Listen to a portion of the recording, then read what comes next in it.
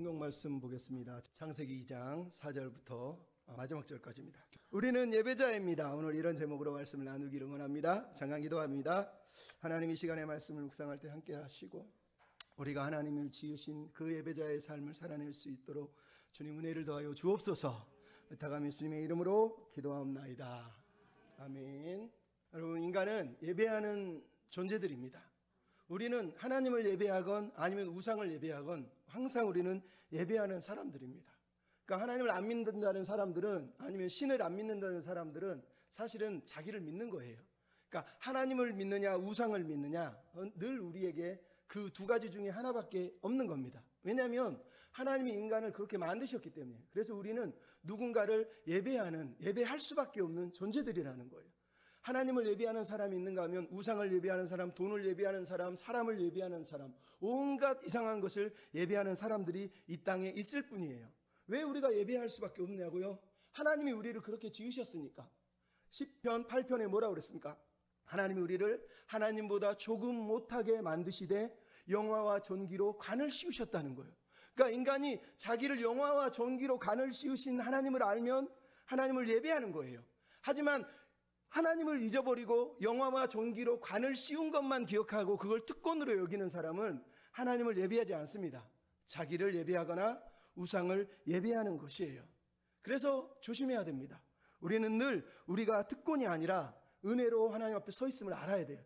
그래서 시편 8편의 1절 9절은 두 번이나 반복하는 게 있어요. 뭐냐? 여호와 우리 주여, 주의 이름이 온 땅에 어찌 그리 아름다운지요. 여러분, 하나님이 나와 영화와 전기로 관을 씌우셨다는 것을 생각할 때 그것만 생각하는 사람은 하나님을 예배할 수 없어요. 하지만 온 땅에 아름다우신 주님을 즐거워하면서 나를 지으시다니, 이런 사람이 하나님을 예배할 수 있는 것입니다. 여러분, 호모 아도란스라고 예배하는 인간이라고 하는 라틴어예요. 우리는 모두가 예배할 수밖에 없는 존재예요. 중요한 건 하나님을 예배하는 사람이 돼야 됩니다. 잉글로 섹슨 언어인 worship은 영어지만 잉글로 섹슨 어원에 보면 words 플러스 10이에요. 즉 어떤 것에 가치를 둔다라는 뜻이에요. 어떤 것에 가장 귀한 가치를 내가 두겠다라고 하는 결정을 얘기할 때 worship이라고 얘기합니다. 그러니까 우리가 예배한다는 말은 우리가 어떤 대상을 가장 가치 있게 여긴다라는 뜻이에요. 그러므로 우리가 예배한다는 얘기는 결국은 하나님을 우리 인생에서 가장 가치 있는 존재로 여긴다는 뜻이에요. 그 어느 것보다, 그 어떤 것보다 하나님을 최고의 가치로 여긴다. 그게 바로 예배한다는 뜻입니다. 하나님을 예배한다는 사람은 하나님을 최고의 가치로 둔다는 이 말은 내가 누구인지, 우리의 정체성을 잊지 않겠다는 결단과 같은 거예요. 왜? 하나님을 안다는 말은 내가 누구인지를 안다는 거하고 똑같은 거예요. 그러니까 내가 누구인지를 모르는 사람은 하나님을 사실 예배하지 못합니다. 시편이 말하는 것처럼, 창세기가 말하는 것처럼 우리가 하나님을 예배할 수 있는 이유는 하나님이 우리를 지으셨기 때문이란 말이에요. 그래서 우리가 예배하는 거예요.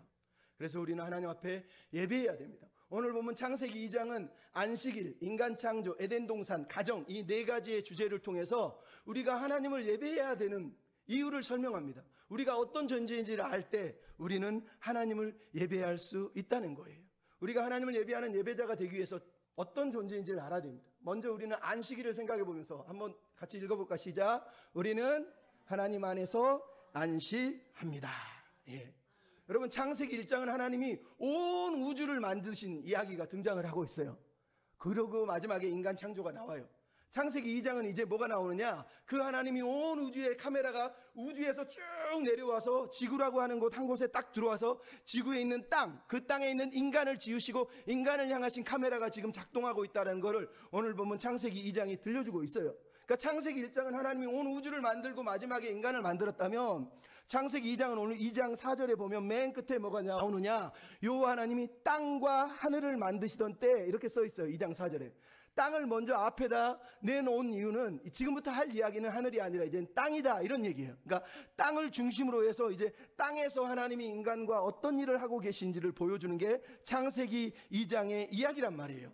그런데 이 이야기로 넘어가기 전에 우리에게 필요한 게 하나 있어요. 2장 1절부터 3절이 안식일 이야기, 지난번에도 얘기했죠.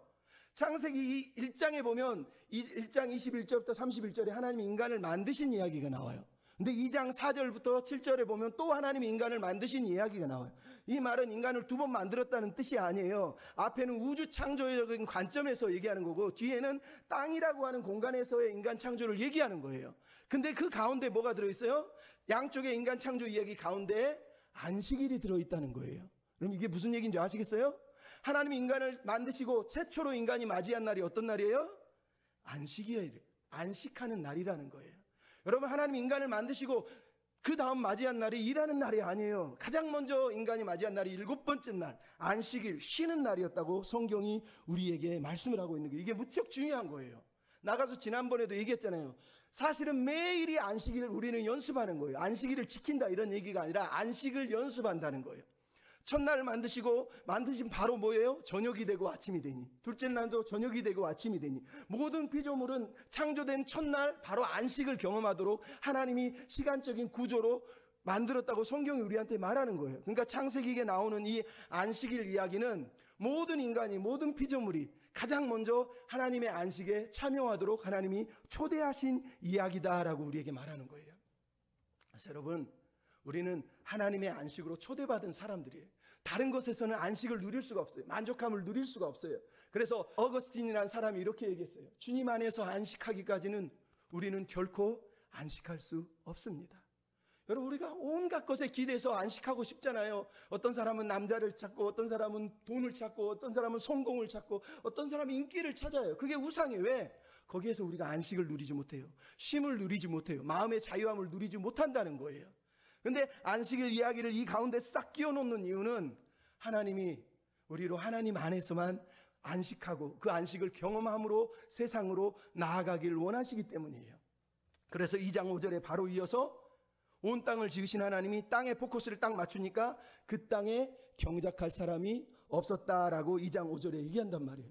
즉 이제 하나님의 안식에 참여하는 인간이 이제 땅을 경작할 사명, 정복하고 다스리고 충만하게 할 사명을 이제 이어받아서 해야 될 것을 얘기하는 거예요. 네, 여러분, 지난번에 얘기했잖아요. 고대 군동에서 신화에 보면 인간을 창조한 이유가 뭐예요?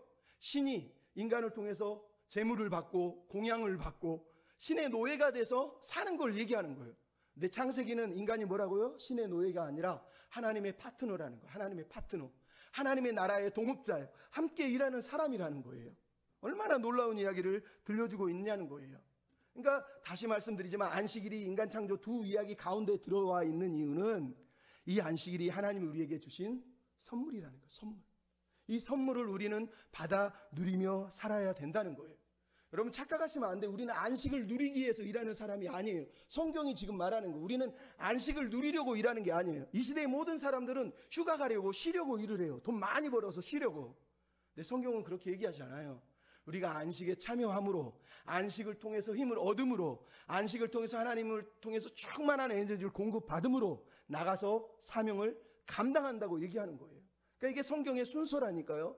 그러니까 여러분, 안식하기 위해서 일한다는 세상 관념을 버리시고, 내가 하나님 안에서 쉬지 못하면, 내가 하나님 안에서 안식하지 못하면 나는 하나님을 영화롭게 할 수 없는 존재라는 걸 우리가 깨달을 필요가 있는 거예요. 여러분, 예수님이 뭐라고 그랬습니까? 사람이 안식일을 위하여 있는 것이 아니요 안식일이 사람을 위하여 있는 거예요. 하나님이 안식일을 만드신 이유는 우리에게 선물로 주신 거예요. 선물. 이 안식일은 우리가 안식일을 지키기 위해 있는 게 아니라니까요. 안식일이 우리를 지켜주기 위해서 있는 거라는 얘기예요. 그러니까 자꾸 뭘 지키네 이러지 말고 그 주일이, 그 안식일이 나를 지킨다는 믿음을 갖는 게 중요한 거예요. 지켜라 이게 중요한 게 아니라, 여러분, 이런 안식에 참여하는 백성이 될 때 자유한 거예요. 그래서 라틴어 중에 호모 루덴스라는 단어가 있어요. 이게 무슨 얘기냐? 놀이하는 인간, 쉬는 인간이라는 뜻이에요. 하나님 안에 안식할 때 여러분, 일 걱정 안 하고 어떻게 먹고 살까 걱정 안 하고 하나님 앞에 예배할 수 있다는 게 얼마나 좋습니까? 그거를 그래서 호모 루덴스, 놀이하는 인간, 노는 인간, 즐거워하는 인간이라는 거. 하나님 안에서 우리는 즐거워할 수 있고 하나님 안에서 우리는 쉴 수 있다라고 얘기하는 거예요. 그러면 여러분, 우리는 이 창조 이야기의 첫 이야기를 통해서 예수님의 초대를 기억하십시오. 수고하고 무거운 짐진 자들아, 다 내게로 오라. 다 내게로 오라. 여러분, 이게 안식일 이야기의 핵심적인 내용이란 말이에요. 안식일이 있는 이유는 우리로 하여금 우리가 피조물임을 알게 하려는 거예요. 우리가 창조자가 아니에요. 우리가 세상 일을 한다고 해서 우리가 뭘 만들어내는 게 아니라는 거예요. 하나님이 만들어 놓은 세상에서 먼저 안식을 누리고 그 하나님의 사역에 동참하는 것밖에 아니라는 걸 깨닫는 것. 그게 창조 이야기의 첫 번째 이야기예요. 나아가서 인간이 안식하는 걸 가장 먼저 하는 이유가 뭐예요? 우리는 의존적이라는 거예요. 하나님께 의존해야만, 하나님을 의지해야만 살 수 있는 존재라고 성경이 말하는 거예요. 여러분, 하나님 없이 살 수 있습니까? 하나님이 필요한 사람은 그래서 안식하는 거예요. 예배하는 거예요. 안식일을 지킨다는 뜻이 아니에요. 안식한다는 건 주님 안에서 쉼을 누린다는 뜻이에요. 이해하셨죠? 그럼 그런 안식의 백성이 돼야 됩니다. 두 번째 우리가 살펴본 것, 인간 창조 이야기 2장 7절부터 8절에 나와 있어요. 2장 7절부터 8절의 내용이 뭡니까? 하나님이 흙으로 사람을 지으셨다. 따라합시다. 우리는 하나님으로 만족합니다. 우리는 하나님으로 만족하도록 하나님이 우리를 지으셨다는 거예요. 왜? 여러분, 창세기 2장에 나오는 인간을 하나님이 흙으로 지으셨다라고 얘기합니다. 흙으로 지으셨다는 히브리어 단어는 야짜르라 그래서 토기장이가 흙을 빚는 것을 말하는 거예요. 근데 이 단어의 뜻이 뭐냐? 고심하고 근심하고 뭔가 생각을 많이 해서 지었다, 이런 뜻이에요. 그러니까 다른 어떤 존재보다 인간을 만드실 때 하나님은 고민하시고 자기의 모든 지혜를 동원해서 인간을 만들었다라고 성경이 말하는 거예요. 그래서 성경에 나오는 모든 선지자들을 비롯해서 이스라엘의 신앙 고백이 뭡니까? 이사야 64장 8절에 여호와여 주는 우리 아버지시니 우리는 진흙이요 주는 우리의 토기장이시니 우리는 다 주의 손으로 지으신 겁니다. 지으신 겁니다. 여러분, 성경의 기자들은 하나님이 흙으로 우리를 지으셨다는 걸 믿고 고백했다는 거예요. 이게 무슨 말입니까? 하나님이 우리 영혼을 만지시고 하나님만이 우리 영혼을 고치실 수 있는 분이라고 성경이 말씀하는 거예요. 여러분, 하나님이 우리의 토기장이세요. 그 토기장에 하나님이 뭘 하셨다고 그럽니까? 인간에게 생기를 불어넣으시니 생명이 되었다는 거예요. 네펫이라고 하는 히브리어 단어 생명은 생명이란 뜻이에요. 근데 또 다른 의미는 굶주림, 배고픔, 갈증, 이런 뜻이에요. 이게 무슨 얘기냐? 그럼 전도서에 보면 인간의 혼은 하늘로 올라가고 동물의 혼은 땅으로 내려간대요. 왜 똑같은 동물인데? 네펫을 보면 창세기 1장에 보면요, 동물을 만드실 때도 하나님이 생명을 주세요. 네펫이 똑같은 단어가, 생명은 모든 동물에게도 있고 사람에게도 다 있는 거예요. 근데 전도서에 보면 인간의 생명은 하늘로 가고 동물의 생명은 땅으로 간대요. 무슨 얘기입니까? 인간은 동물과 다른 점이 있다는 걸 성경이 우리한테 말하는 거예요. 그래서 네페시를 제가 생명이라고 말해 그 옆에 굶주림, 배고픔이라고 말하는 거예요. 무슨 얘기예요? 여러분, 파스칼이 그랬어요. 하나님은 우리 모든 인간의 이 마음 항구 속에 빈 공간을 만들어 놓으셨다. 하나님만이 채울 수 있는 공간이라는 거예요. 여러분, 우리가 생명을 누리고 살지만 마음에 여전히 빈 공간이 있고 갈증을 느끼고 허전한 이유는 그것이 돈이 없어서 돈이 채울 것 같고 여자가 남자가 채워줄 것 같고 성공이 채워줄 것 같은데 그게 아니라 이 빈 공간에 하나님이 들어오셔야 우리가 만족하는 존재가 된다는 거예요. 그러도록 하나님이 지으셨다는 거예요. 그래서 이 네펫이라고 하는 단어에 생명이, 인간의 혼이, 인간의 생명이 하늘로 올라가는 이유가 그거예요. 왜? 하나님은 생명에 뭘 했다고요? 생기를 불어넣으셨다는 거예요. 생기라는 단어가 느샤마라고 합니다. 이거는 호흡, 숨, 기라고 말하는 거예요. 그러니까 이 호흡이 없어도, 생기가 없어도 인간은 살아요. 생명이 이미 있기 때문에. 생명이라고 써있지만 사실은 생명이라는 뜻이에요. 그 생명에 인간에게 뭘 넣어줬다는 거예요? 느샤마, 생기, 호흡을 불어넣었다는 거예요. 그럼 이게 중요한 거예요. 인간이 동물과 다른 이유는 우리에게 하나님이, 하나님 당신의 호흡을 불어넣었다는 거예요. 네, 여러분, 창세기뿐만 아니라 성경에서 호흡을 불어넣는 대상이 두 대상이에요. 하나는 인간, 또 하나는 어디 있어요? 디모데후서 3장 16절 성경 말씀. 하나님이 성경에 성령의 감동으로란 뜻이 호흡을 불어넣었다는 뜻이에요. 그러니까 인간이 살 수 있는 방법은 인간이 하나님의 호흡을 먹고 사는 거예요. 근데 지금 우리는 타락한 존재들 어떻게 살아요? 하나님의 말씀을 먹고 사는 거예요. 그래서 예수님이 우리가 떡으로만 사는 것이 아니라 말씀으로 살아야 된다고 말하는 이유가 거기 있는 거예요. 여러분, 우리는 하나님의 호흡으로만 사는 거예요. 창세기 때 부어주신 호흡뿐만 아니라 이제 성경을 통해 부어주신 그 호흡을 우리가 받아 누리고 사는 거란 말이에요. 그래서 우리가 말씀을 묵상하고 말씀을 통해서 그 호흡을 누리고 살게 되는 거예요. 예수님이 부활하셔서 요한복음 20장 22절에 제일 먼저 하는 게 뭐예요? 제자들을 찾아가서 숨을 하고 불어넣으셨다는 거예요. 창세기에 하나님과 똑같은 행동을 하신 이유가 뭐냐? 우리가 이제 새 생명, 새 창조의 백성으로 하나님의 말씀을 따라 살도록 지으셨다라고 얘기하는 거예요. 얼마나 감사합니까? 근데 하나님이 이 인간을 어디다 두셨다고요? 에덴 동산에. 에덴이란 뜻이 뭐예요? 기쁨이란 뜻이에요. 또 다른 단어 풍부하다, 풍족하다 이런 뜻이에요. 하나님 왜 거기다 뒀다고요? 하나님과 함께 하는 것이 기쁘고 즐겁고 풍족하다는 걸 깨닫게 하려는 거예요. 하나님 없이는 만족할 수 없다는 걸 깨닫게 하시려고 하나님이 인간을 에덴에 두셨다라고 얘기하는 거예요. 그래서 인간은 하나님과 교제할 때만 만족을 누리는 거예요. 인간은 하나님 없이는 살 수 없어요. 하나님과 함께 하는 것이 가장 큰 행복이고 하나님과 함께 할 때만 만족하는 거예요. 왜? 여러분 창세기 3장 8절에 하나님이 어떻게 하세요?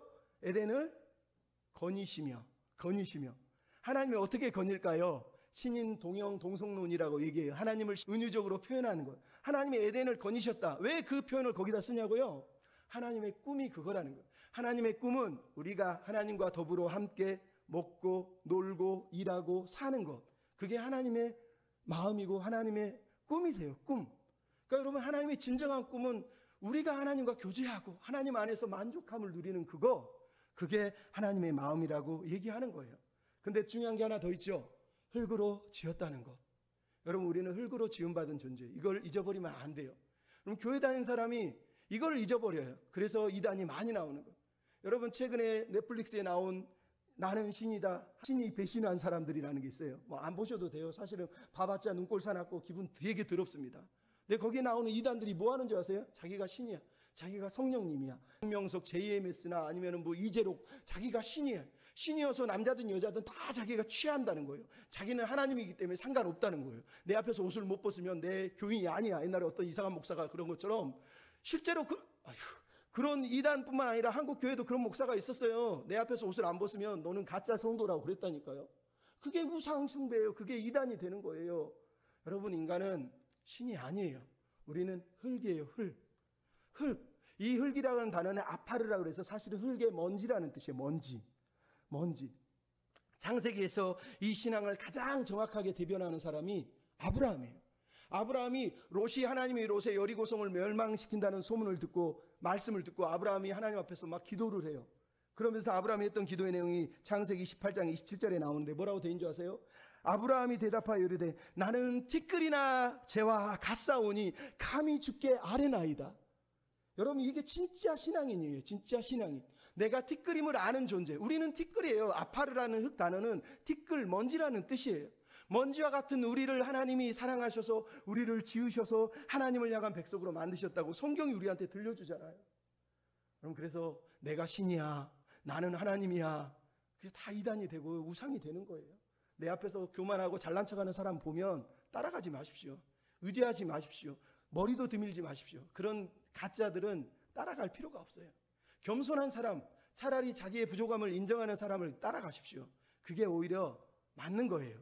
하지만 우리는 사람이 아니라 예수님을, 하나님을 따라가는 사람이 되어야 되는 줄로 믿습니다.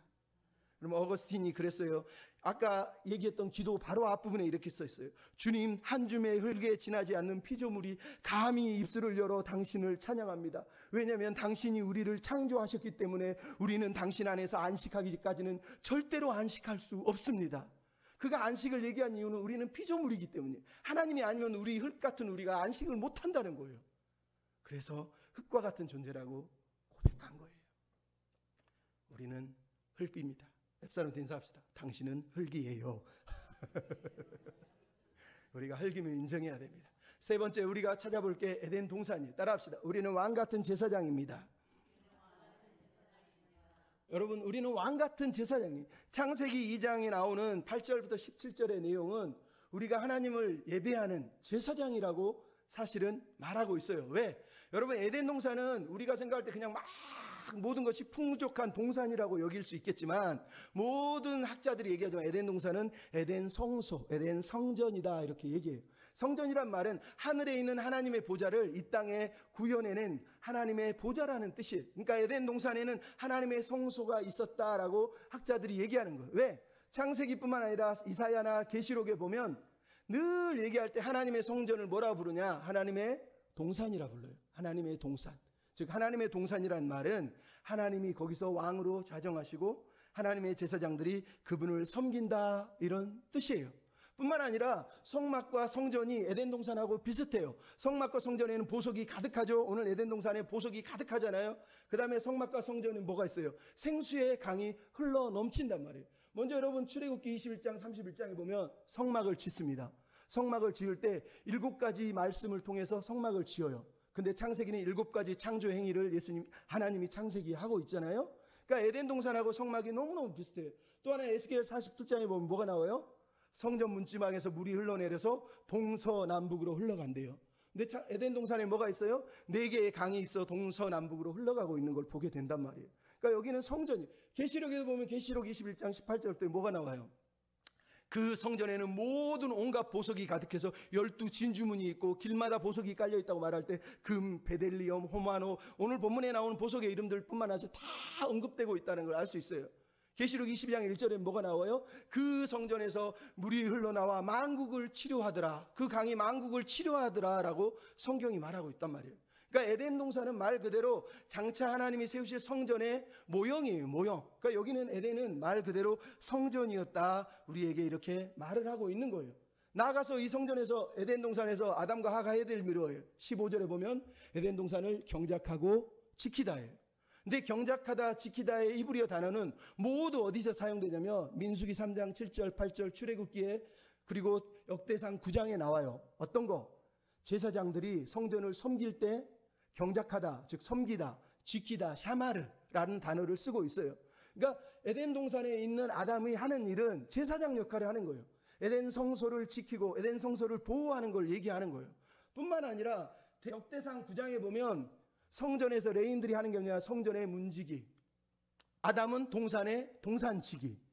요한복음 20장에 보면 예수님은 뭐라고 그래요? 마리아가 동산지기인 줄로 알았다. 예수님을 보고 얘기한단 말이에요. 그러니까 왜 그런 얘기를 하는 줄 아세요? 저번에도 얘기했지만 요한은 창세기 2장을 언급하는 거예요. 예수님은 부활하셔서 새로운 동산지기로, 새로운 창조의 동산지기가 되셔서 이제 온 땅에 예수님이 하나님의 영광을 드러내고 있다고 성경이 우리한테 말씀을 하고 있는 거예요. 그러니까 우리는 여러분 하나님의 제사장이에요. 여러분 제사장이요, 보석이요, 금하고 호마노가 온 몸에 다 붙어 있어요. 근데 여러분 이 에덴 동산에 그 금과 그 호마노와 그 베들리엄이 있잖아요.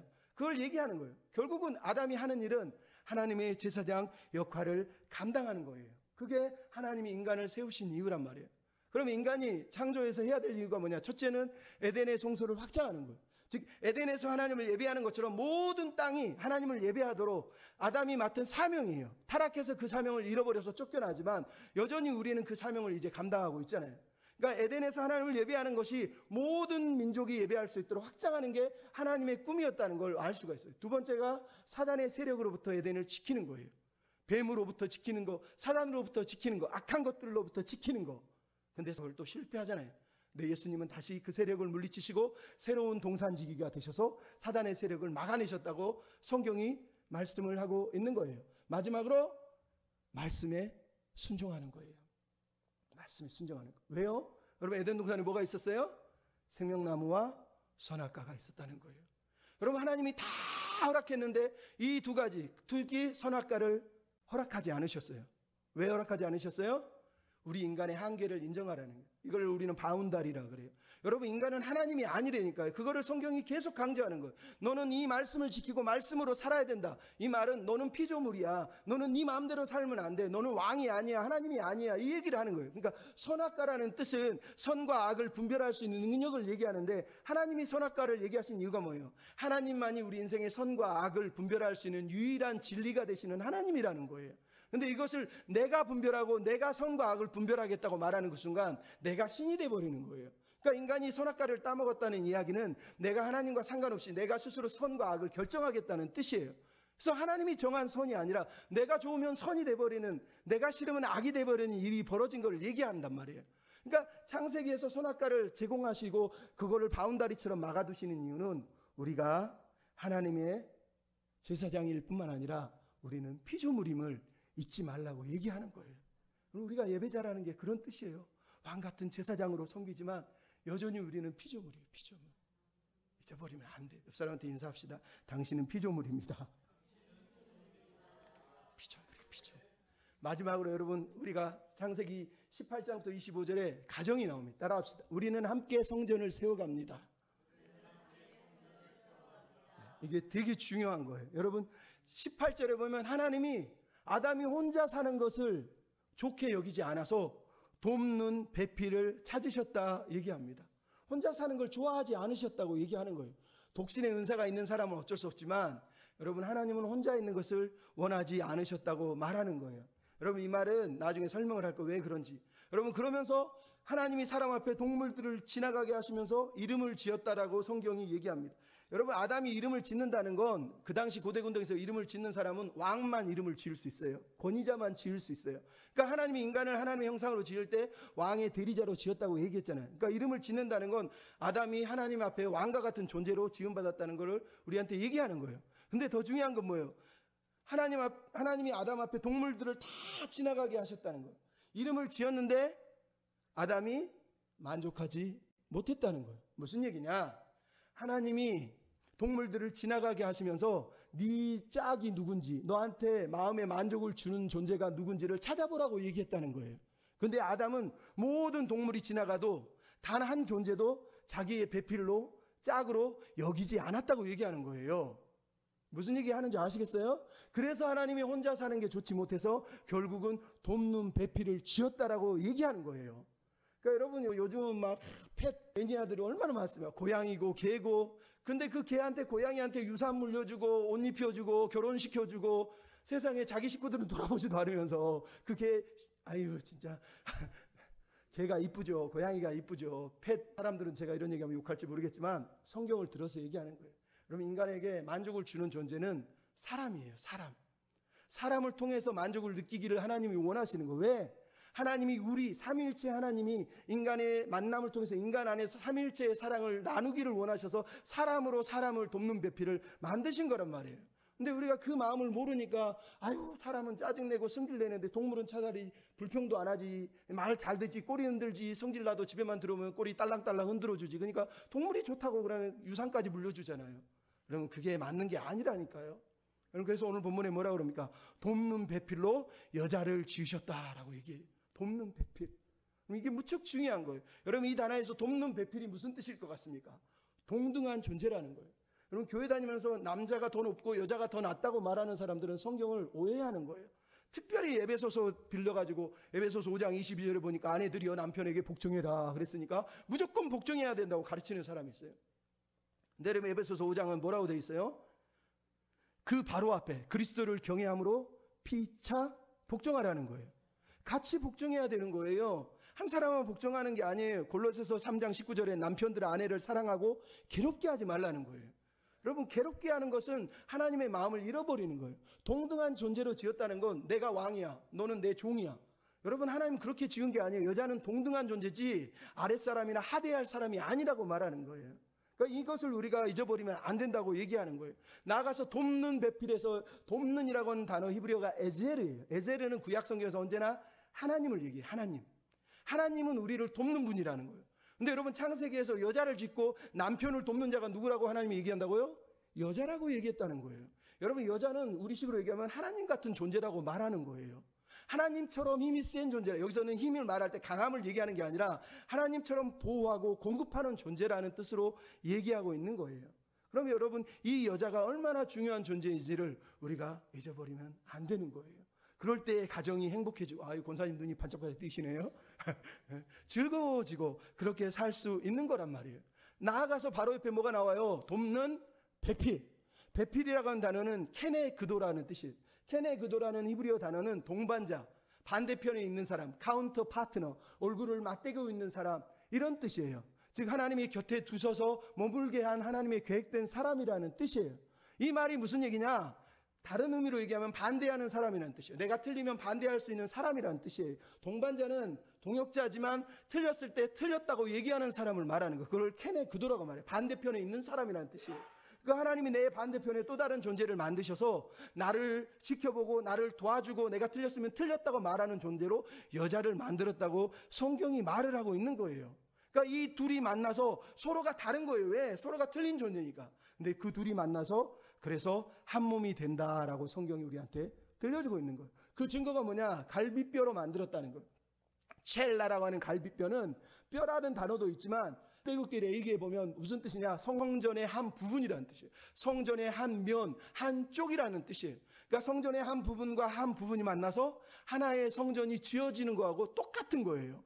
그러니까 여러분, 하나님이 여자를 뭐라고 그러죠? 지으시고, 이 단어는 바라도 아니고 아짜르도 아니고 바나라고 하는 히브리 단어였어요. 이 바나라는 뜻이 뭐냐? 건축하라는 뜻이요. 두 개를 맞대서 벽돌을 올리듯이 올려서 건축했다는 뜻이에요.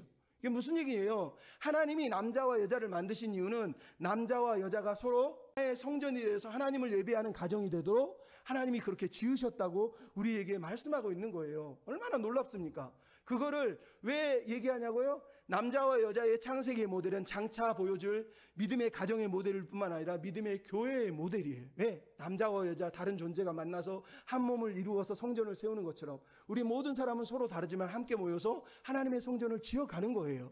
그래서 이 두 사람의 결혼 이야기는 단지 결혼 이야기를 얘기하는 게 아니라 이 가정이 믿음의 가정일 뿐만 아니라 장차 이어올 교회의 축소판으로 가정을 세워졌다는 거예요. 그러니까 가정은 여러분, 교회 와서 예배하기 전에 가정에서 이미 하나님을 예배하고 하나님의 성전을 지어가는 가정이 돼야 된다고 말하는 거예요.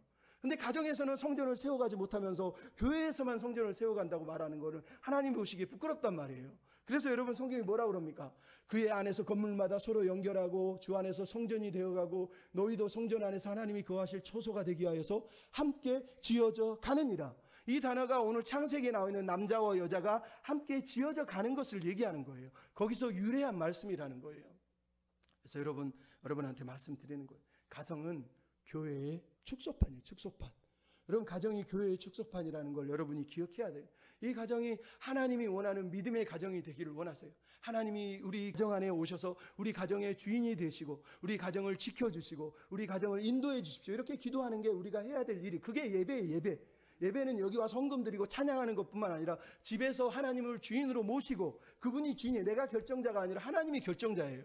그 말씀이 나를 지배하게 내어드리는 거, 그게 예배예요. 예배. 또 나아가서 뭐라고요? 합하여 한 몸이 되는 거예요. 이거는 언약적 맹세예요. 아담이 하와를 보고 내 뼈 중에 뼈요 살 중에 살이다, 이 말은 감탄사이기도 하지만 하나님 앞에 결혼은 서약을 하는 거예요. 내 뼈에 살이고 내 살 중에 살이요 검은 머리가 팥뿌리가 되도록, 뭐 그 고백하고 똑같은 거예요. 내가 이 여자를 주셨으니 내 뼈로 내 살로 받아들이겠습니다. 그걸 에베소서에 뭐라고 해요? 그리스도가 교회를 위하여 자기 몸을 주신 것처럼 남자가 아내를 위하여 자기를 사랑한 것처럼 사랑해야 된다. 똑같은 말이에요. 내 몸, 내 살, 내 뼈라는 뜻이에요. 그렇게 하나님 앞에서 한 몸을 이루어가는 거, 그게 가정이고 그게 교회가 돼야 된다고 얘기하는 거예요. 나아가서 뭐가 나와요? 가정은 언제나 그래서 용서와 사랑이 넘쳐나는 거. 왜? 벌거벗었으나 부끄러워하지 않는 곳이 가정이라는 거예요. 여러분, 밖에서 벌거벗고 다니는 놈은 미친놈이에요. 내 가정에서 벌거벗고 다니는 건 괜찮아요. 왜? 가정이니까. 이해하니까. 가족은 벌거벗음을 안아주고 벌거벗은 것을 품어주고 벌거벗은 것을 포용할 수 있는 곳이 가정이기 때문에 그러는 거예요. 근데 여러분, 우리는 웃겨요. 가정에서 벌거벗었다고 막 싸우고 밖에 나가서는 벌거벗었어도 아무 눈치도 안 보고 신경도 안 쓰고. 그게 잘못된 거예요. 가정에서 서로의 허물을, 서로의 약점을 덮어주고 품어주고, 가정에서 안 해주면 어디서 해줍니까 대체? 가정에서 품어줘야 되고 가정에서 사랑해줘야 되고 가정에서 허물을 덮어줘야 되는 거예요. 그것을 실패하기 때문에 하나님이 나중에 가죽옷을 지어서 예수님의 사랑을 다시 한번 우리에게 보여주시는 것 아니겠습니까? 제가 길게 얘기했지만 오늘 본문은 4가지, 안식일, 인간 창조, 에덴 동산, 그리고 가정이란 이 창조를 통해서 우리가 하나님을 예배하는 사람이라고 말하고 있는 거예요. 여러분, 우리는 하나님을 예배하는 하나님의 사람이에요. 하나님이 지은 남자다운 남자, 하나님 지은 여자다운 여자로서 하나님 앞에 살아내야 돼요. 하나님을 받아들이고 하나님의 뜻을 품고 하나님이 기대하는 가정이 되어서 하나님이 원하시는 나라를 위해서 함께 협력하는 파트너가 될 때 하나님이 그거를 기뻐한다고 말씀하시는 겁니다. 여러분, 우리는 하나님을 예배하는 예배자입니다. 하나님을 예배하는 사람들이에요. 하나님을 참으로 예배해야 됩니다. 하나님 안에서 안식을 누리고 하나님 안에서 만족함을 누리고 하나님을 왕같은 제사장으로 섬기면서 우리 가정에서도 하나님을 예배하고 하나님이 주인 되시는 가정이 되기 위해서 기도하는 그런 저와 여러분이 되었으면 좋겠습니다. 예, 여러분.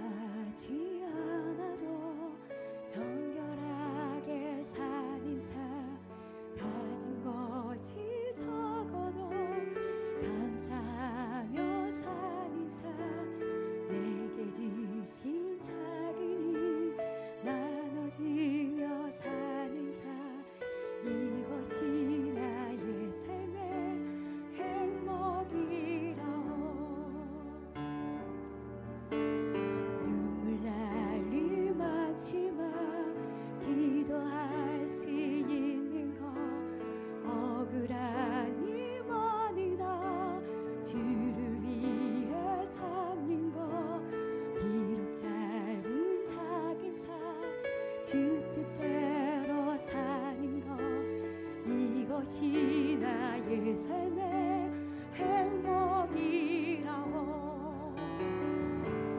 이것이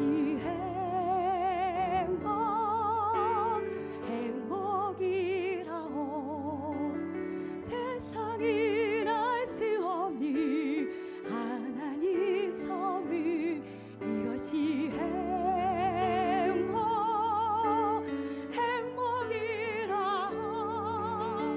하나님의 자녀로 살아가는 것 이것이 행복이라오.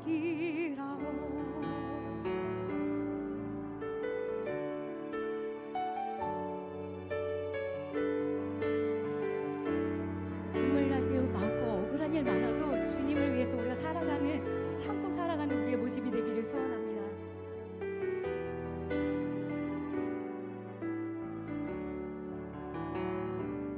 눈물 날 일 많지만 기도할 수 있는 것 억울한 일만이나 주를 위해 참는 것 비록 짧은 작은 삶 주 뜻대로 사는 것 이것이 나의 삶의 행복이라오. 이것이